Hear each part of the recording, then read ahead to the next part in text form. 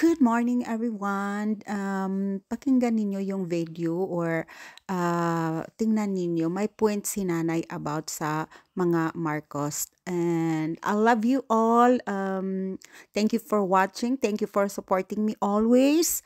Ito, pakinggan ninyo si Nanay. Bakas lang kayo para sa pag-raise back. Automatically, dito ako mag-raise back sa inyo, guys. Thank you for watching. Ayan si Nanay, pakinggan ninyo. Imelda Marcos sa salang pagnanakaw. 7 counts, equivalent to 42 years of imprisonment. Hindi pinatupad ni PRRD ang paghuli sa kanya for humanitarian reason. At ganon din kalaki ang respeto ni PRRD kay Imelda. Si Marcos, ilang years nang namatay. Para na nga siyang tinabal na inasin na isda sa kakaburol nila. Ni isang duwending presidente, ayaw siyang ipalibing.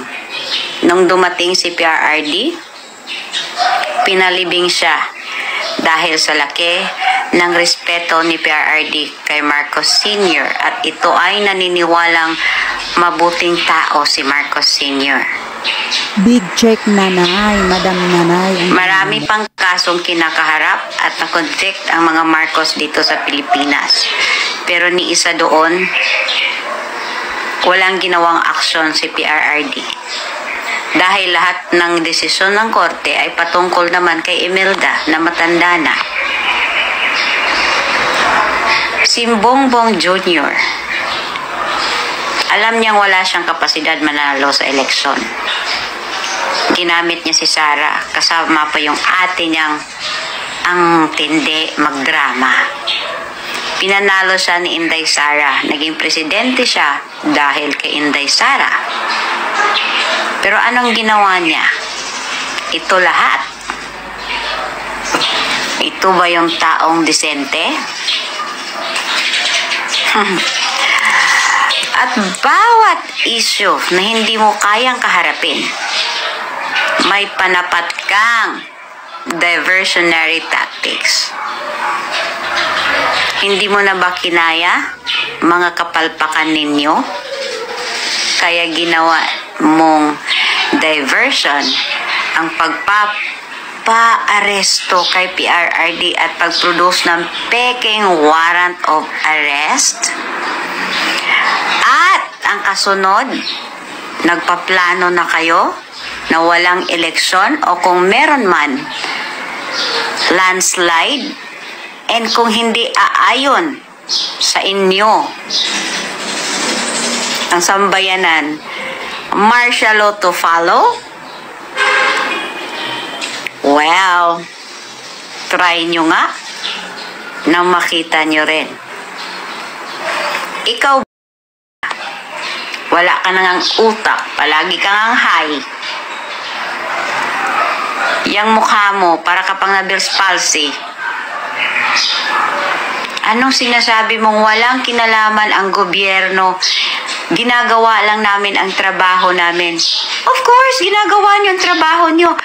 Dahil alam ninyo kung anong gusto niyong mangyari kay PRRD. At si PRRD at ang mga Duterte lang ang hadlang sa mga political agenda ninyo. Kaya the whole thing, plinano ninyo. Hindi naman tanga yung mga tao. Kayo lang at iilan ninyong mga loyalista at mga vloggers ang tanga at nagtanga-tangahan. Dahil nga, bayad ninyo sila. Diba? Pag wala na kayong magagawa against a vlogger, pinapatawag ninyo na sa HOR. Pinapahuli ninyo kahit gabing-gabi. Ginagawa mo yung ginagawa ng nanay mo at tatay mo dati. Abay, Marcos Jr., ano ba nagawa mo sa Pilipinas sa 3 years? May maipagmamalaki ka ba? Wala, di ba? Puro kagaguhan ginagawa mo.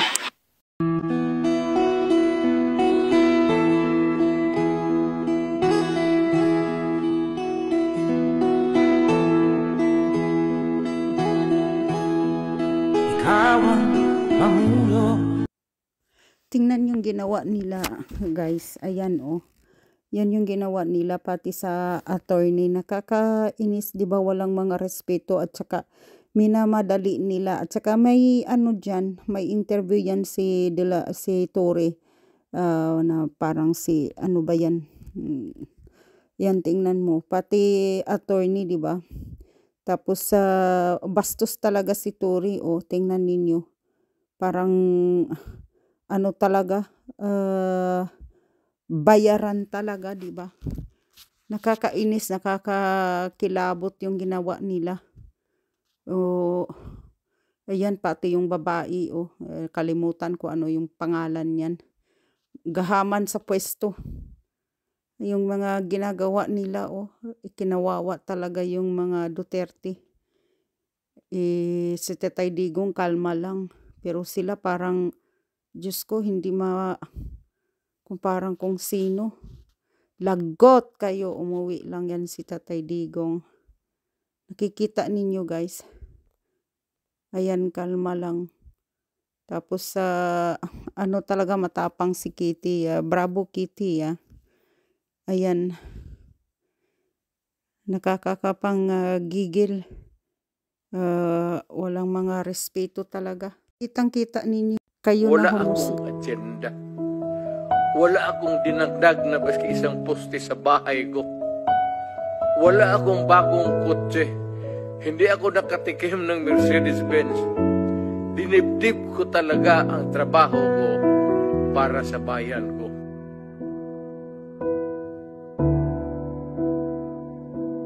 Yan, may lumabas ng TRO kaya hindi na dapat lumipad ang aeroplano. Yun na ang sinasabi ni Attorney Villaldea na may lumabas ng TRO kaya hindi na dapat lumipad ang aeroplano. Kayo po, Yusek, nakarating din po sa inyo to? Yes, magkasama naman kami dun sa Villamor at nabinig namin yun. Sakto na malapit talaga lumipad. Tapos dun kumalat yung balita na may TRO. Well, anyway, napatunayan po natin na hindi po totoo yun dahil naglabas po ng statement ng Supreme Court. Actually, meron nga ruling na denied. Ayan naman pala, Ng statement ng Supreme Court. Actually, pala na may lumabas na TRO. Bakit tinuloy nyo pa? Sana tignan nyo muna kung totoo o hindi. Kasi parang nagmadali sobrang nagmadali kayo. Alam na namin kung bakit gusto ninyong magmadali. Kasi alam naman natin kung saan si Lisa. Pilipinas, Duterte pa rin ang tunay na nagmamahal sa atin. Ayan, 'di ba? Pakinggan ninyo, may point si nanay at saka yung in-interview sila, 'di ba? Minamadali talaga nila na ano, pipilitin na maipalipad ang eroplano. So, guys, alam na ninyo, lalo na mga OFW, thank you so much for supporting Dutertes, and Tatay Digong, I love you. Happy birthday also, and thank you to all the supporters. Thank you for watching, and resbakan ko kayo kung may comments kayo dyan. And God bless. I love you all. Huwag kayong magsasawang magsuporta sa ating Pangulo. Bye. I love you.